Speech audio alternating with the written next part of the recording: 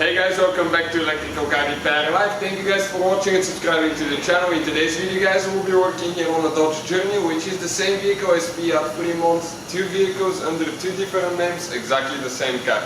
So, if you guys are trying to find the relays for your radiator fan, okay, for the radiator fan, we'll show you guys where the relays are.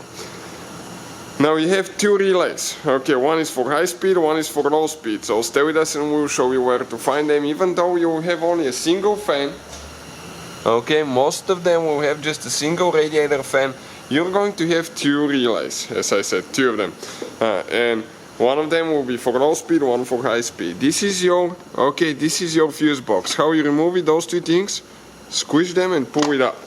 Now let me guys tell you quick, we'll have more than 200 videos on this car, so please guys subscribe to the channel. Our mission is to save you as much money as we can here, so please guys subscribe.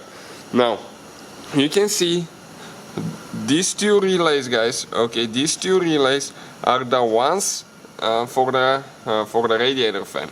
The one right here, this is for the low speed, okay, and the one right here, it's for the high speed. Okay, our high speed doesn't work, so I'm going to remove just one of them. Both of them are exactly identical, so you just grab it firmly and pull it up.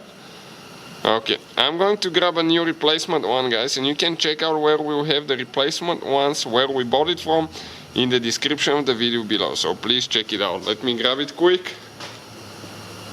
Okay, and all we have to do now, just push it in until it clicks all the way. Do not forget, okay, to install your fuse box lid. Also there is one fuse for the radiator fan as well, so check the fuse if you have a problem. We'll have quite a few videos guys explaining overheating and all that stuff, so please check it out. Thank you for watching and see you guys next time.